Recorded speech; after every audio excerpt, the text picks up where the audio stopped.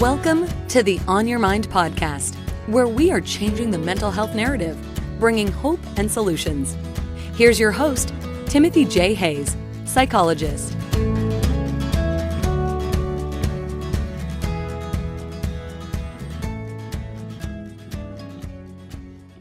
Matthew Cahill is the president and principal consultant of the Percipio Company. This consulting practice with Percipio Company begins with exploring how unconscious bias impacts decision-making, employee relations, and team dynamics. Matthew, welcome. Thanks for joining us today. It's a delight to see you again. Timothy, it's a pleasure to be here. It's great to see you again, and I'm looking forward to this conversation.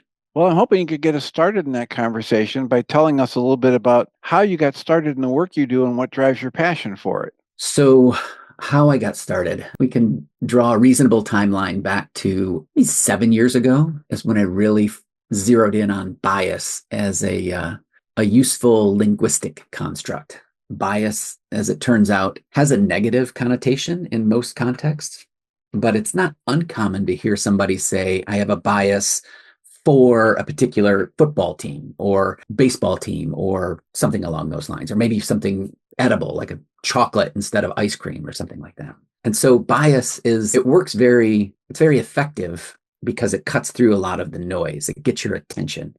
And our brains are so hijacked. I mean, we don't live in a natural environment, at least not biologically. I don't think our brains are set up to handle the current conditions within which we operate on a daily basis.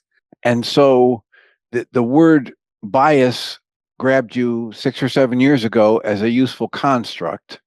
And how did that lead into something you became passionate about?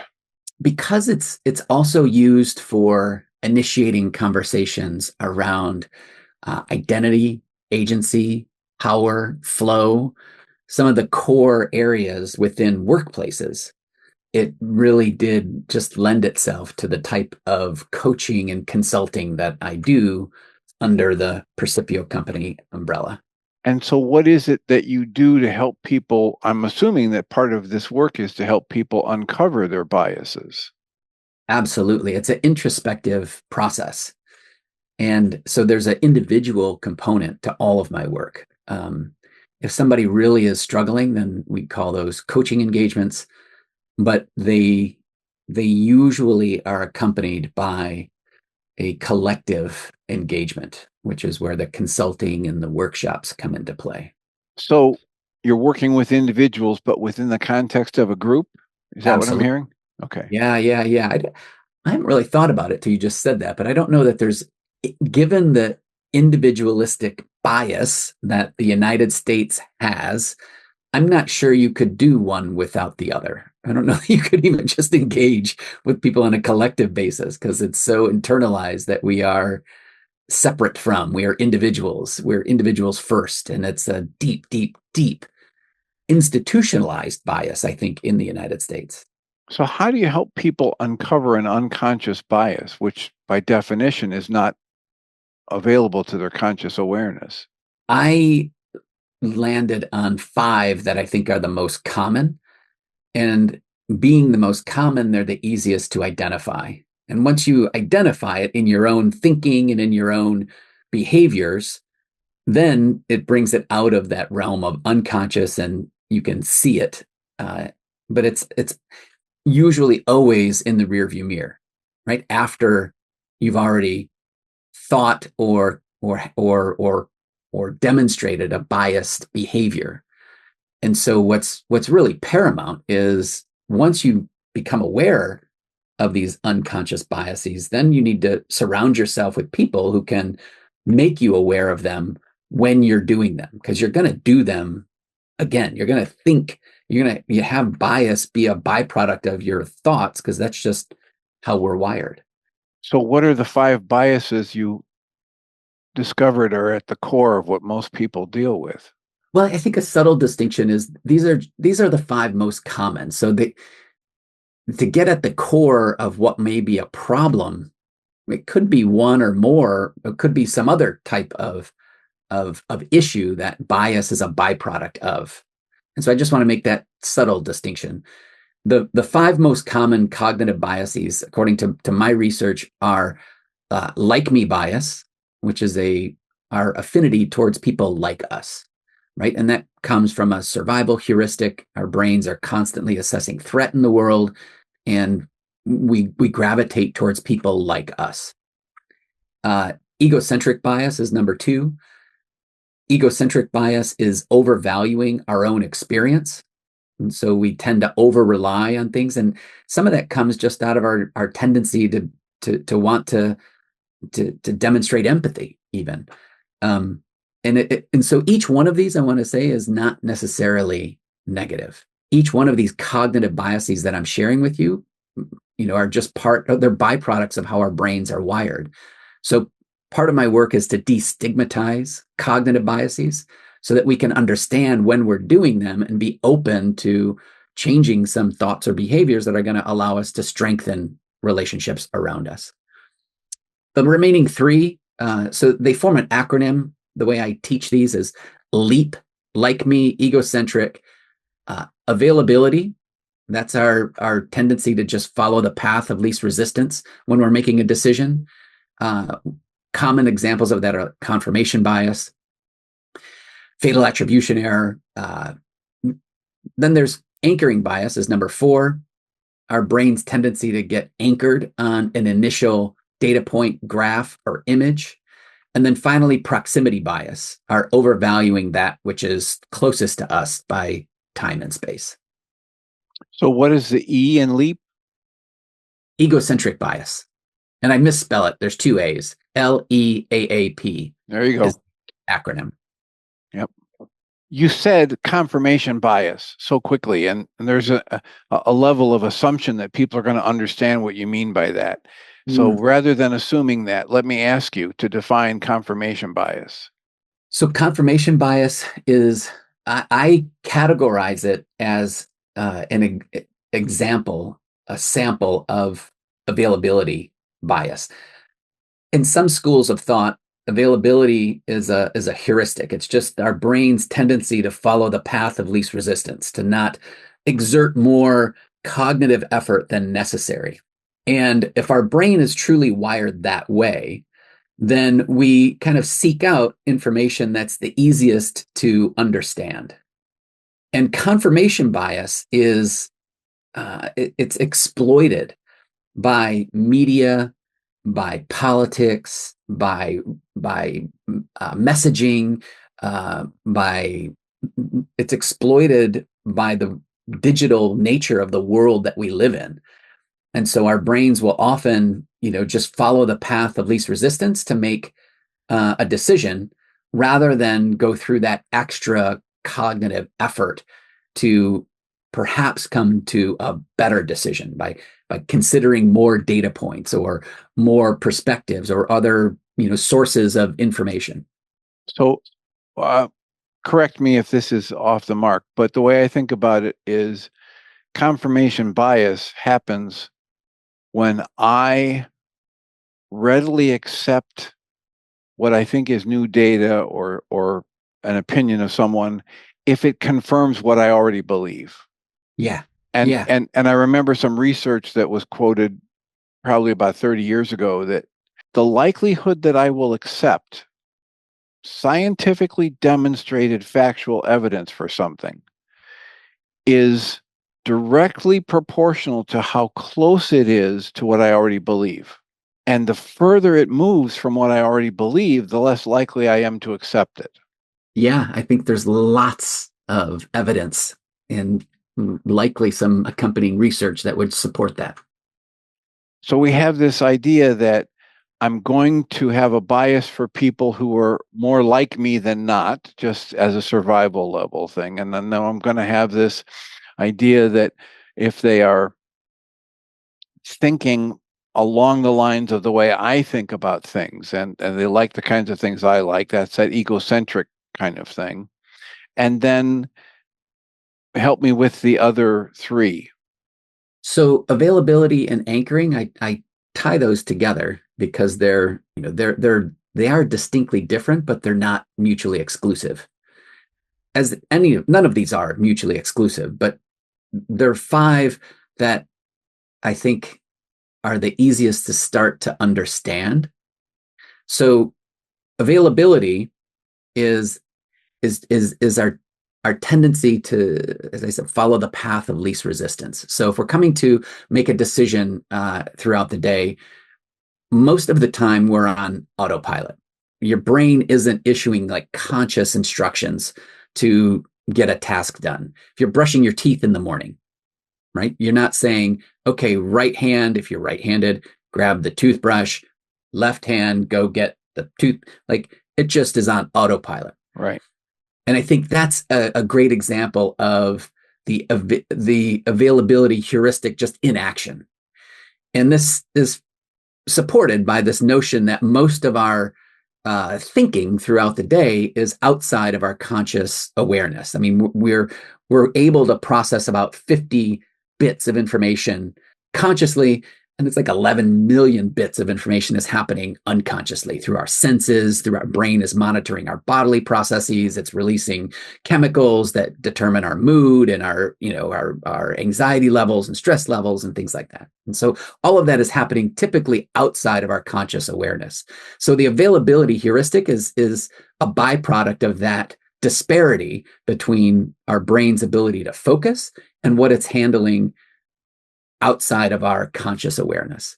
And so with that availability piece, that really helps me, because I was thinking in terms of what's closest to me. Can I reach this? Can I grab this? Is it being presented to me? And what you're talking about with availability, if I understand this correctly, is the replaying of patterns in my thought and behavior that have worked well in the past, and they come right to mind.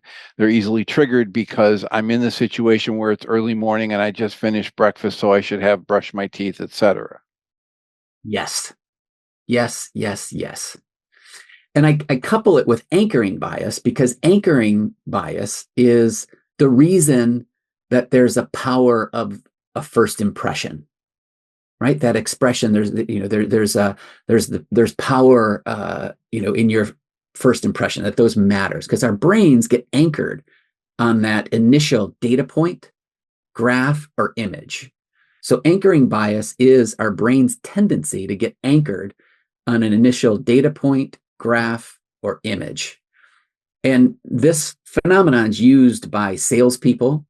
It's used by lawyers. It's used in marketing. It's just widespread use in the world that we live in. Because it's effective.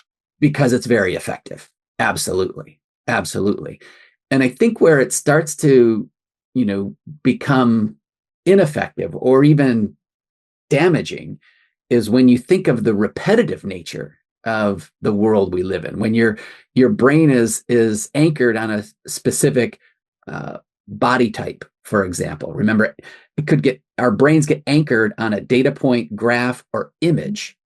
And so, I think anchoring bias contributes to these things like the beauty myth and people, not being satisfied with their own skin that they live in and their own bodysuit. And I think there's a pernicious nature to anchoring bias that often gets overlooked in the media saturated world that we live in, and the visually saturated world that we immerse ourselves in. And then finally, proximity bias. Proximity bias is the overvaluing of that which is closest to us.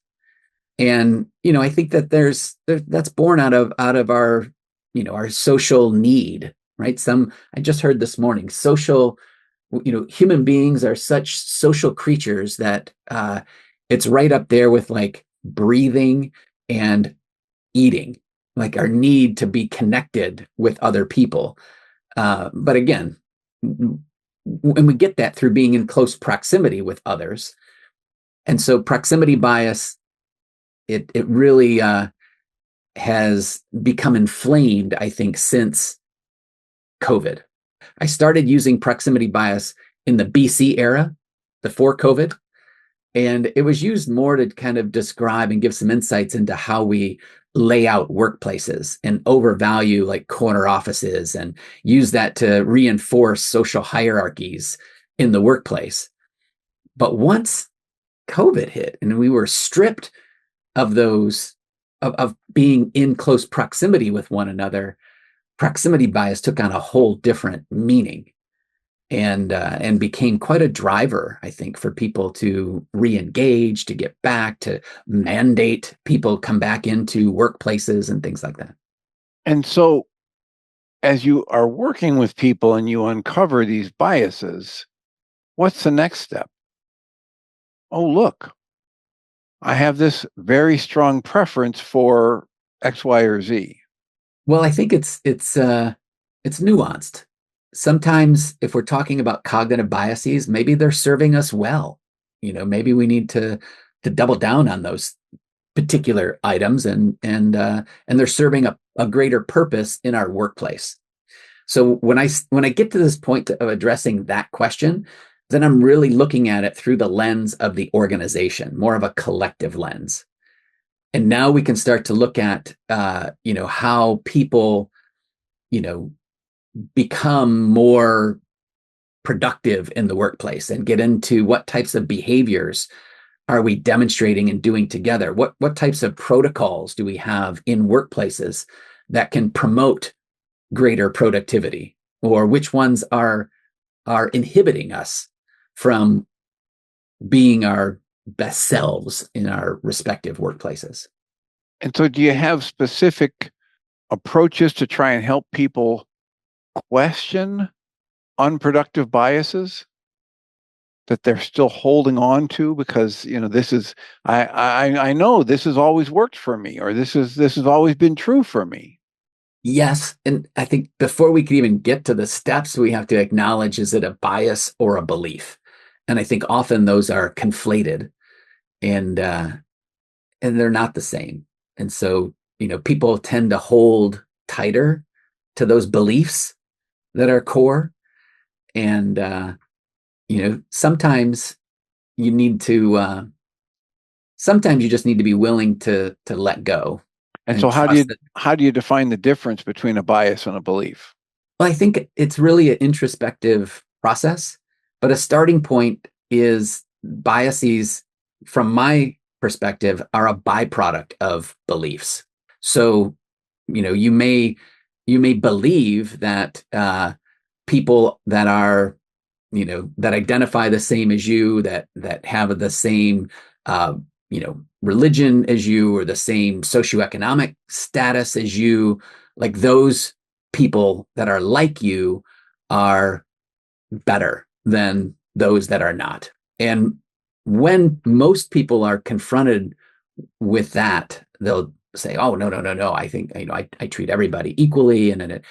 But once you start to peel away that layer, do their behaviors then support what their belief is?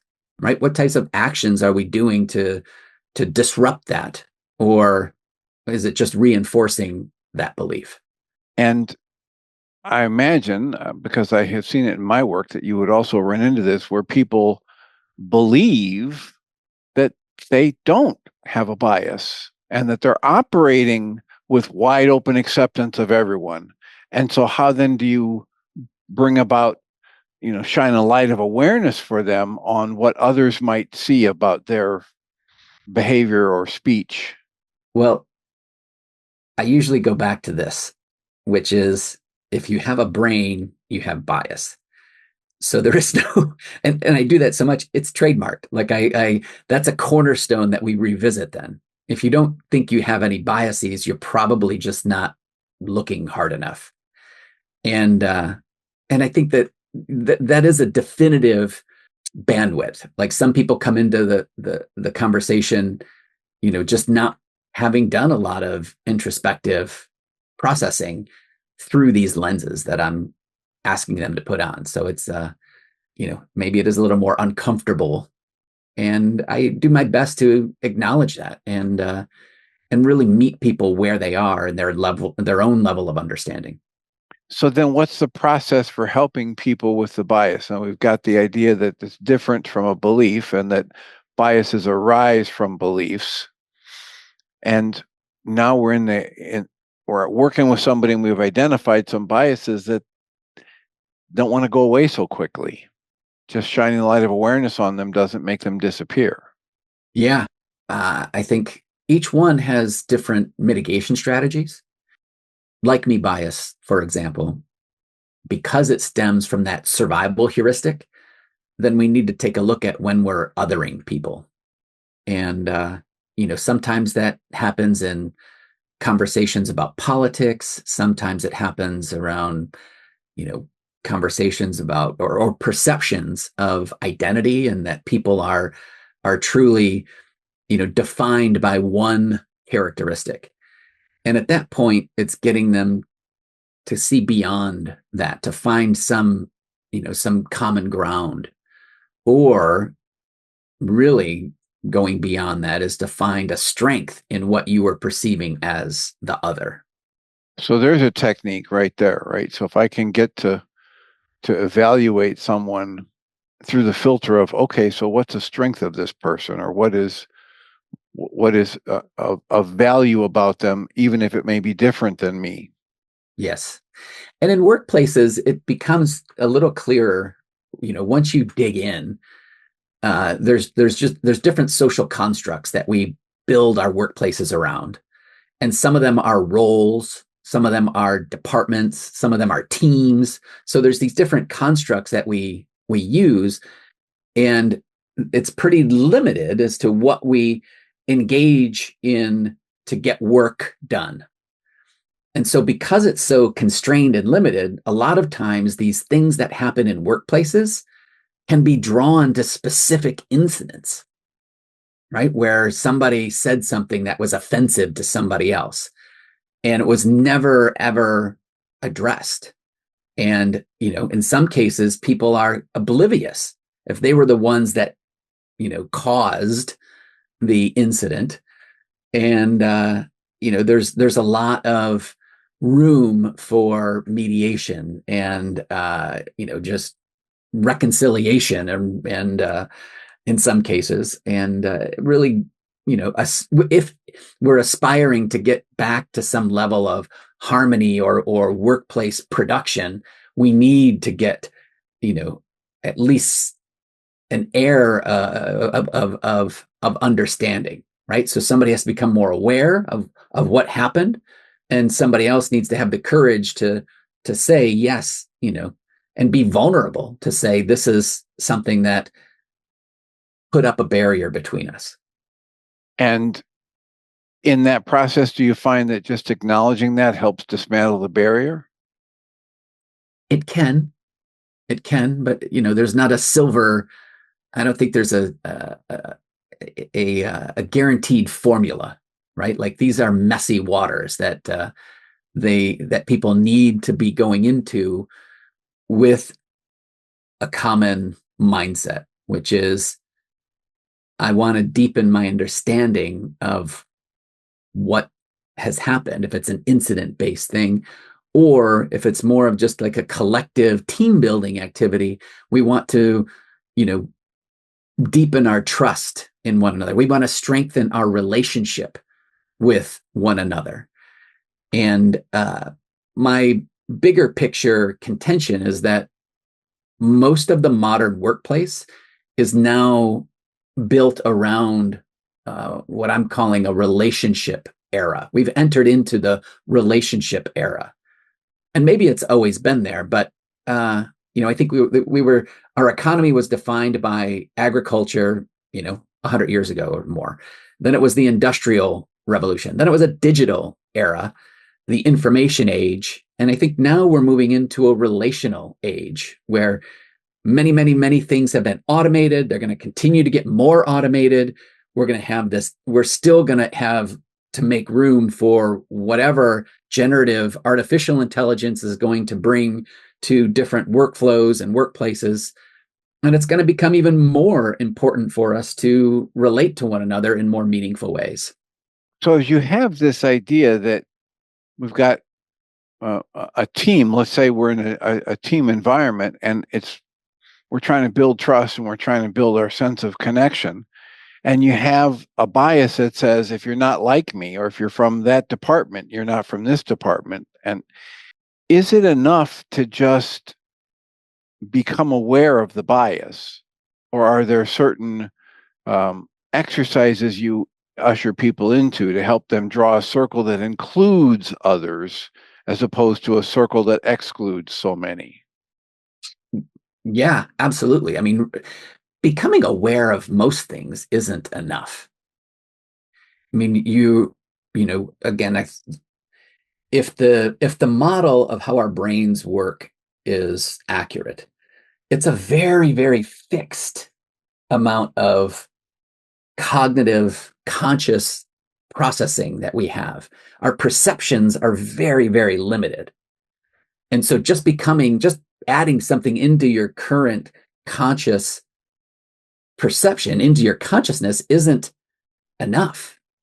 I mean, there has to be something that's going to reinforce that notion, something that is going to then, there has to be some type of behavior that's associated with it. So sometimes that comes out in cross-functional work. You can have people go from one team to another and they have to, project manage a research thing if they're in sales, or there's a lot of different creative ways where people can be intentional about how they're going to create cross-functional teams so that then they develop that shared experience with one another and they're not so myopic. Not so isolated. Yeah, or just, they just spend so much. One of the common themes that happens in workplaces is that people become more tribal internally. And so the larger an organization gets, the tendency is to become more and more and more siloed. You hear that language, right? Like we're siloed. People get very, very focused on their own experience. And I think that comes from egocentric bias, right? This is our reality, and it's much more important than sales, marketing, or executives. Or a lot of times it comes into this binary between the producers of an organization versus everybody else. Or there's a lot of different ways that humans get creative about how they're going to tribalize or form internal groups. And there's a lot of ways that you can organically start to break those barriers, or intentionally break those barriers. You can do cross-functional mentorship programs in some cases. Something about what you were just saying brought to mind the book Buddha's Brain. Are you familiar with that?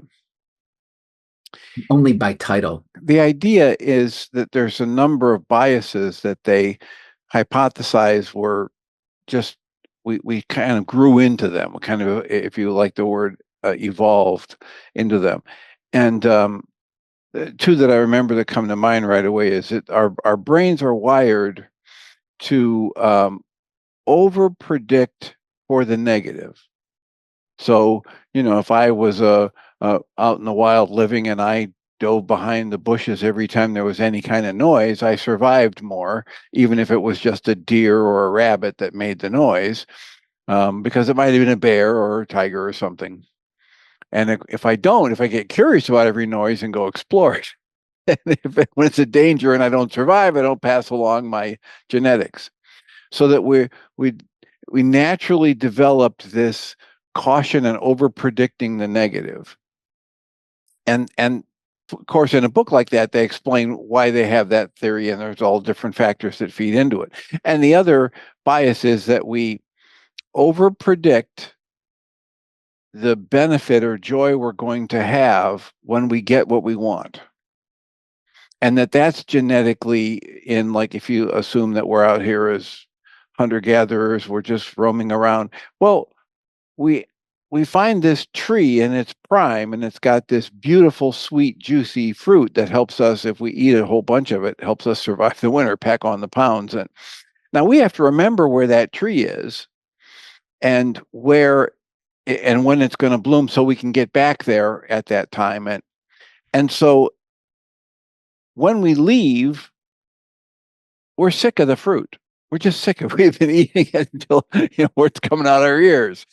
And yet, a month or two later, we're dreaming of the fruit. And it's gonna be so fabulous. And then, of course, when the year comes around and we find the tree again, the first few pieces of fruit we eat are just heavenly. And then not so much.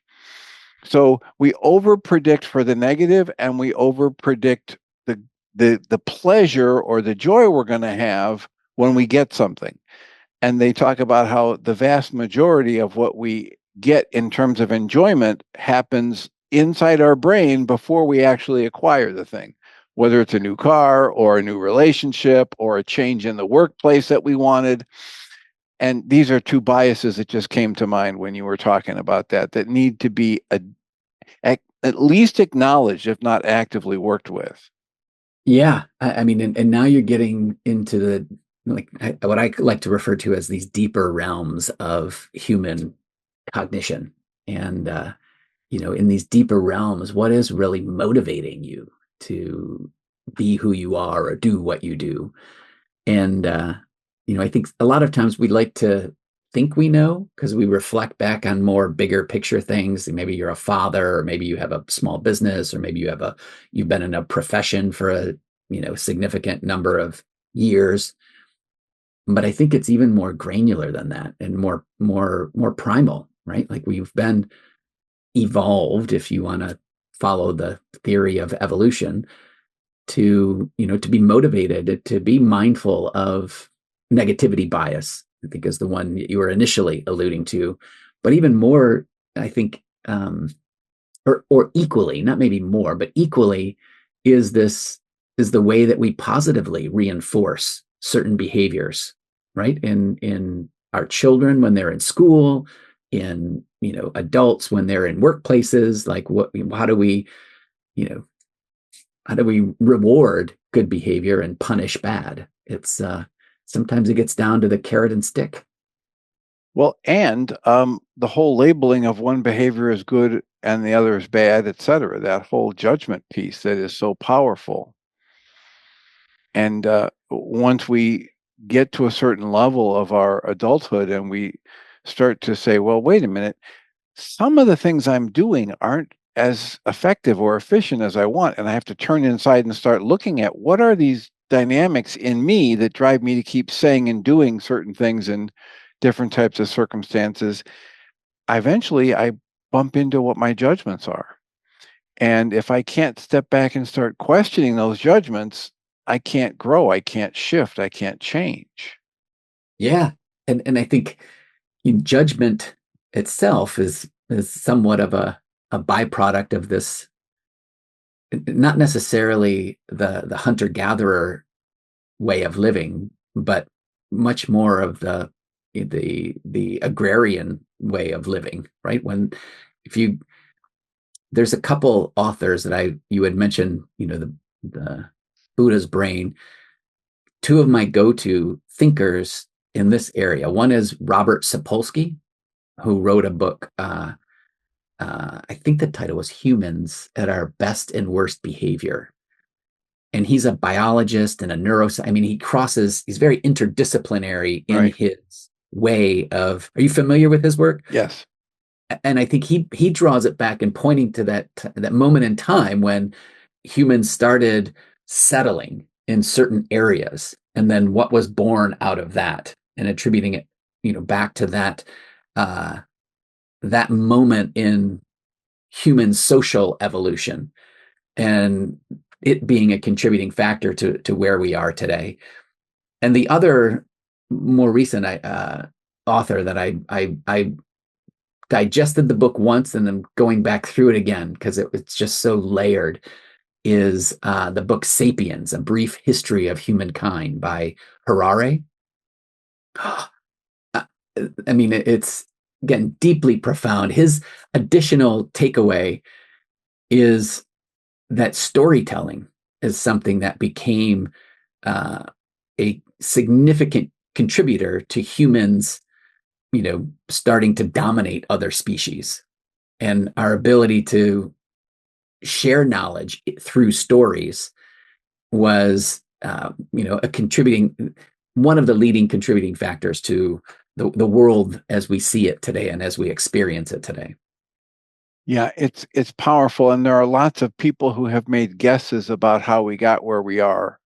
And some of them, I forget the two Davids that wrote a book about reexamining history. You familiar with that book? I can't right now. I'm having a hard time pulling up in my head the name, but there are all of these assumptions about how we got to be where we are. And some of them they're just theories and stories that people made up. And they've been doing research and finding out, you know what, it doesn't really work that way. And so for a lot of things in history, including this idea about how we moved from just being nomads and hunter-gatherers into the agrarian, all of that stuff, and how our politics and dynamics as a culture inexorably grew from that. Well, they have found that, it's not really true, that there are other people, other groups of people that had very egalitarian and very respectful arrangements and lack of power structure. The power would come from discussion rather than we have to follow the leader just because we appointed a leader. And so the leader is basically a leader in title only. And yet, if something's going to be done around here and the leader wants us to do it, the leader has to convince us that that's the right thing to do. And so in these cultures, that active debate, was far more a process than authority. And so when other cultures encountered groups like that, they were floored that the average person could debate at a level, higher than most of the people in the new culture that was being introduced to them. I'll send you the title of that book. It's a fascinating large tome, and genius minds that put that together. Anyway, I realize we're getting close here to time. If you could just get centered and review what we've talked about so far, and think about, is there something you want to go back and highlight, or other areas of your work we haven't even embraced yet you want to just put out here for people? Well, I think what you just mentioned about debates, right? You don't have to go back very far to see a stark contrast between the Lincoln Douglas debates, right? Where they were spending hours debating issues in front of a crowd so that the crowd, could become educated as to who they wanted to vote for. Versus how is it done today? And the influence of these different tools like technology, like media, like cameras, like mass media, and like televised debates versus what existed then. And just there's a lot of contrast, much more so than there I think are similarities. And that's just defined on this little 100-year window of time. I agree. When you go back in time and you try to attribute certain things to just specific lines that you're drawing, and then attribute a lot of causality, it really is denying a lot of other disciplines and academic areas of study. And what I liked about the two authors that I mentioned is they do look at it through a lot of different lenses. And when you start to look at biologically, like we as a species, we're not so, we are distinctly different, but we're also not. And I think that there's a lot of confirmation bias, to put a loop on that comes into play. We have that's what a theory is, right? It's a preconceived idea. Now I'm going to try to identify enough evidence to prove that idea, right? To get confirmation. Right. And I think that, that to me is useful, but if you over rely on that, then you generate this other type of bias called egocentric bias. And we are not terminally unique, right? We are one of many species on a planet that really depends on other types of species, a rich, biodiverse world for our survival. And I think that is often lost when we get into these more myopic, time-based, event-based levels of thinking. Yeah. In a heartbeat, it's lost, right? And it's completely out of sight, out of mind once that happens.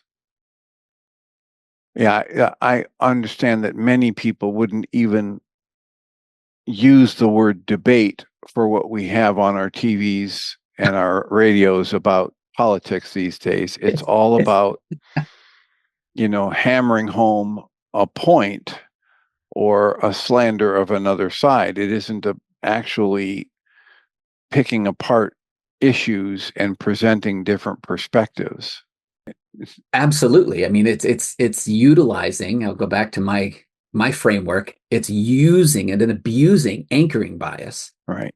So that you're shaping public opinion a certain way, and you've now amplified it locally through local news channels and sound bites, regionally through other channels, and people are immersed in this daily, which I think is a contributing factor to this thing called polarization. Right? It starts with our brains. We're wired for like-minded and like ideas, but if we don't ever get out of our own information bubble, you spend enough time inside of that bubble, that's the genesis for an echo chamber. And once you're in an echo chamber, it becomes harder and harder to hear what other people are saying, right, which then contributes to this social polarization that we see very clearly in our world today. And one of the things that's used most powerfully within that dynamic is the fear. So we're actually taught that it's dangerous to consider another perspective or another set of ideas. Absolutely. And that gets, back into fear-based marketing. And it's a very, very, unfortunately, a very effective technique. Well, depending on what your biases are. Well, let us know if people want to reach out to you. How do you prefer them to contact you? The easiest way is go to your favorite search engine and put in Percipio Company, Percipio Company. And from there, you can see the tools that I use. You can contact me. You can find out information about who I am and what I do and how I do it. Wonderful.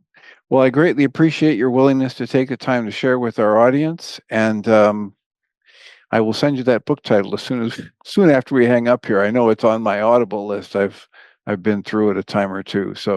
But thank you so much for taking time to be with us. It's a pleasure to meet you and hear more about what you do. Thank you, Timothy. Matthew Cahill is the president and principal consultant of the Percipio Company. This consulting practice with Percipio Company begins with exploring how unconscious bias impacts decision-making, employee relations, and team dynamics. Matthew's work allows organizations to fulfill their strategic goals, increase sales, and employee productivity through the promotions of inclusion and belonging. Client successes include LinkedIn, Pure Storage, Nielsen Company, Salesforce, Stanford Healthcare, and Northwestern University. You've been listening to the On Your Mind podcast, offered by Journey's Dream, where we support people through mental health challenges to a place of true and lasting well-being. If you love our show, we invite you to visit onyourmindpodcast.org to join the conversation, access the show notes, and discover our helpful resources. Thank you for listening.